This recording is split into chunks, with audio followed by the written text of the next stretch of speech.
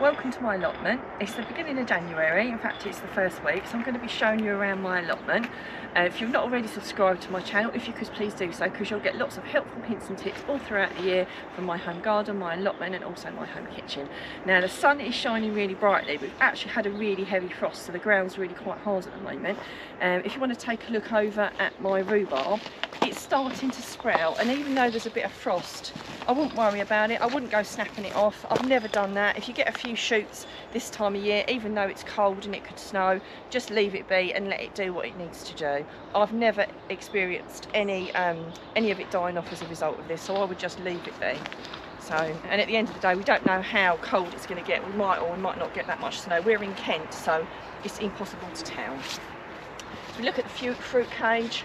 Obviously everything's looking a little bit limp, a little bit twiggy looking, but it's perfectly normal this time of year.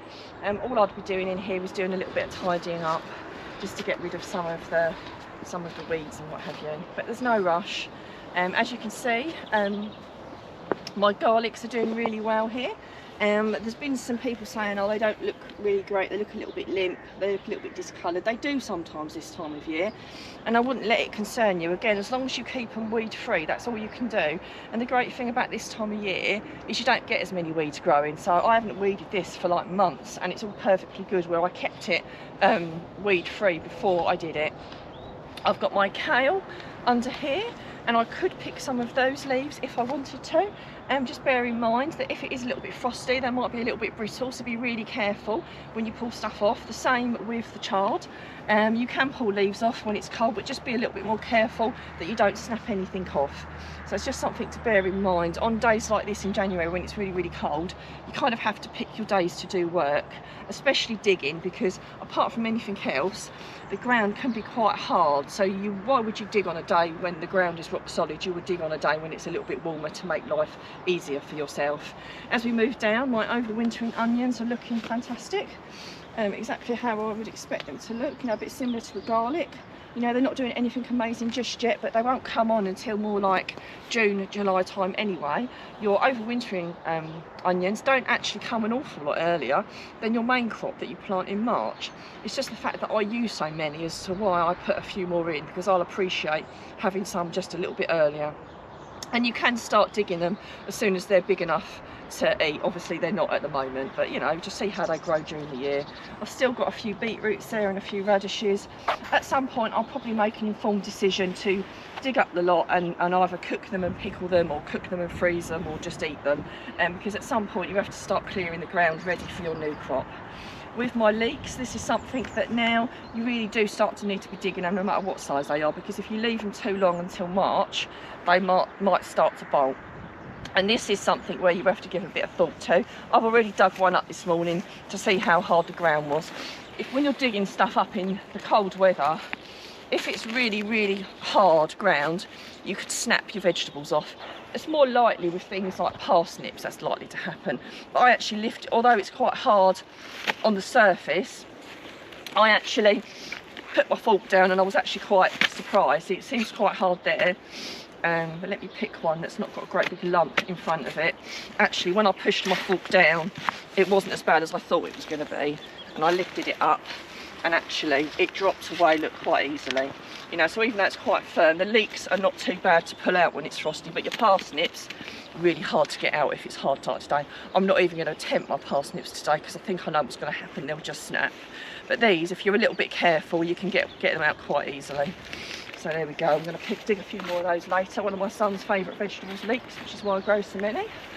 As we move down to this bit, I covered this bit to stop the weeds. I've got nothing growing here, and this kind of weed membrane, it's absolutely fantastic. Although at the moment you're not going to get any weeds, or very little. As soon as it starts to warm up, honestly, the weeds will just take over. So putting something like this down and then lifting it up every year and using the same bit is a really good way of using weed membrane. I know some people have bad experiences with weed membrane, but that's when you leave it down permanently and it kind of integrates into the soil. Whereas this, you put it down, you lift it up, so that it's not down permanently, it's just there to stop the weeds. So I've got my Cape gooseberries under here. I had initially thought of covering it with something else, But then I decided that a couple of sheets of, I've got Enviromesh there and some of this green netting, it's at least doubled over, to see whether if I try and keep them a little bit warm, whether I can get a second crop out of them. It would be completely brilliant if I did, so I'm really looking forward to see whether that works. Apparently it can happen. I'm not sure, because I know that my allotment is really susceptible to frost. So this still might not be enough, but you know what, it's right on the edge of my patch here, so it's not really going to get in the way just leaving it to see whether it spouts up again. So for me it's definitely worth a try. As we move over, we've got what were the dahlias, that's been dug up. I've also got a little bit more spinach, some turnips, I've also got a little bit more beetroot in there, and I think I've got some spring onions, which I've got to say they're not doing too much at the moment, but we'll leave them in and see if they come to anything more. So maybe these were a little bit too late going in, but you've got to try these things. You never know, they might, as soon as it starts to warm up in the spring, they might bounce into life. You know, we've got to try these things. So as we move over, I've got my Savoy cabbages under here. So I don't suppose these are anywhere near ready to start using yet, but I am quite curious to take a look. That's what they do look like.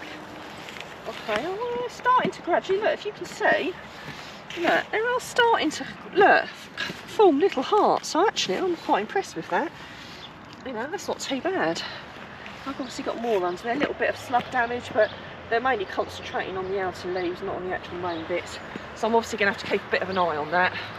But this kind of year, you kind of have to accept a little bit of slug damage if you're a gardener. You can't get too bent out of shape about it. As long as they don't eat so that you can't have anything, you've got to let them have a little bit. I normally say as long as they don't clear me out. So as we move up, you can't see it, but my parsnips are actually in there, but the leaves have all died off. So like I said today, there is no way I'm going to be digging these today. It's far too frosty and the ground is far too hard. I could lift some of the beetroots because they're very surface. You know, they don't go down really deep, so they've not got deep roots. If I wanted some beetroots today, I could lift some of those in this weather. But yeah, the parsnips, definitely leaving them well alone until we get a warmer day. So it is worth planning a little bit with what you're going to be eating, just so that you know, you don't get caught out when you end up having to go to the supermarket. You don't want to be buying parsnips from a supermarket when you've got a whole row for them in the ground. That would just be, yeah, that would just be so upsetting, wouldn't it? So as we move up, you can see I've covered a great big section of ground here for the same reason as the other section. I've got nothing planted on here, so you know, it makes sense to keep it covered and make life a little bit easier for myself.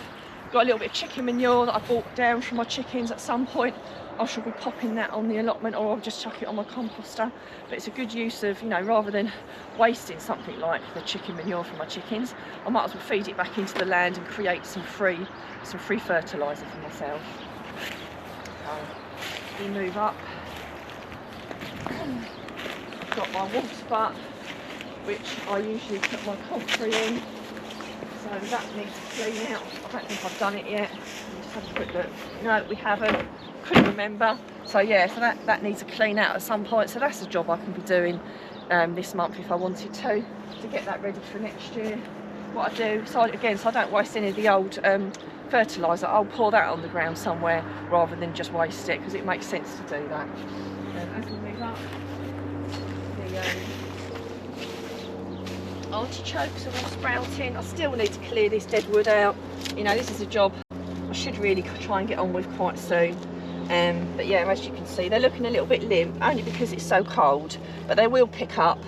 It will be absolutely fine, and I'm sure I'll get some absolutely fantastic artichokes like I did last year. So I do hope you've enjoyed the tour around the allotment, and it's given you some ideas of what you're going to be doing. It'd be great to hear what you're doing also.